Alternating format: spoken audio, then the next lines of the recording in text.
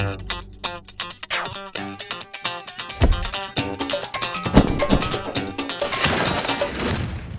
na na na na na. When we first started talking about the sound that the music would make, we kind of thought, well, maybe the score sounds like the Robot City Philharmonic played it. And I think the Blue Men are helping us find that sound of the Philharmonic. A rhythm, really, sort of a heartbeat, a mechanical heartbeat, in a way. The clock that we always thought was running in the background of the city, the watch parts, the cycles. We started in 1988. Kind of why? That's a really good question. I think we were kind of bored with everything we were seeing. We knew there was something out there that was kind of the experience that we wanted to be a part of. We had kind of missed the great movement of the 60s, you know, and we were kind of right on the tail end of punk rock. But we thought, well, why don't we go and create something that we hadn't seen before, something that'll be our own movement, our own social scene.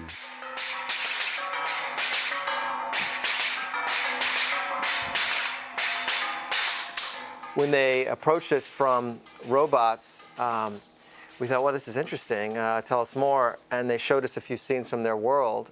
And they said, you know, this is a metallic world. And that was interesting because we had experimented with percussion over the years. We built our own drums, of course, our tube instruments, a lot of other little things like air poles and antennas that slice through the air. We hadn't hit a lot of metal over the years. For some reason, we hadn't been drawn to it. So we thought, well, this will be interesting. What if we just play around with that idea? And we kind of went into the lab and you know, got the crazy mad scientists that we have here on staff to pull out the arc welding tools. And it's been really fun seeing some of our percussionists and the Blue Man experiment in this more metallic world. And it's still very tribal, some of the things that mean a lot to us. The idea to work with the Blue Men because of their inventiveness, and that's what the movie's all about.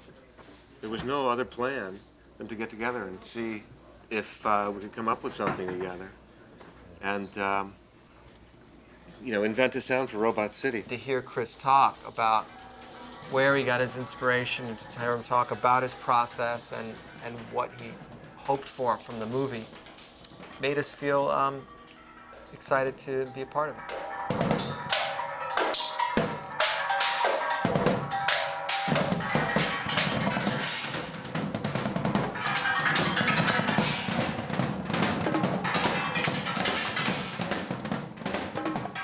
The crosstown scene seems like a very important scene in the movie. It sets up a lot of the world that they're in, and I think it's clear that Chris and John are focusing on that. They want it to have a lot of energy, and they want the music to really rise up to the visuals. I mean, the visuals are stunning in that scene, and it's just sort of this there's just every corner you turn around, there's just this whole other world that shows up. So I think what John has been talking to us about is providing this musical combination of, you know, all these sounds that go with all the changes, but then an undercurrent of similarity, like a hum to the city.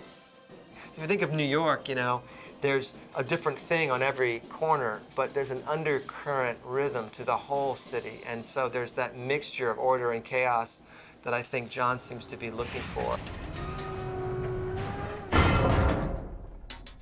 Yo, I tell you, the things that fall off me, it's embarrassing.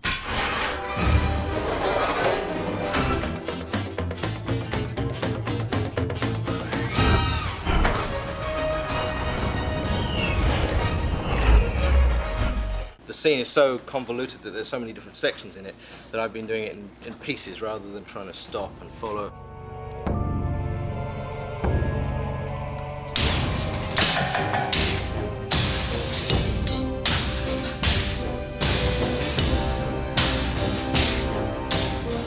This kind of mass percussion section gives it a great weight as well as the tribal, you know, push forward in the rhythm. Yeah. And over top of that, obviously the orchestra's, you know, blaring away. Yeah. It's generally a very noisy cue. No, I did want to ask you when we were going to do the loud part, that's all. Yes. we're providing something literal, metal sounds, but I think we're also providing something more abstract, which is this sort of energy that Blue Man represents, kind of a life force, kind of a sense of exuberance, sense of wanting to connect, tribal, a little edgy at times, but ultimately very positive.